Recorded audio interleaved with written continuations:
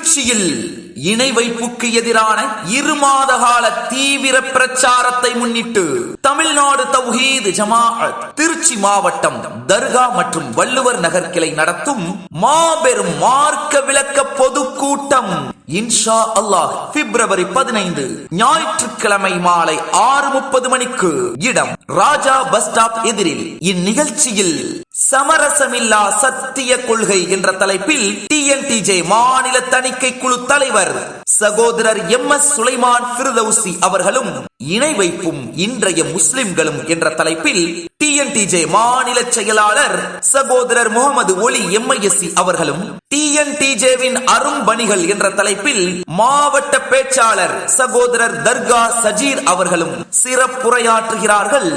அனைவரையும் குடும்பத்துடன் அழைக்கிறது தமிழ்நாடு தௌஹீத் ஜமாஅத் தர்கா மற்றும் வள்ளுவர் நகர் கிளை திருச்சி மாவட்டம்.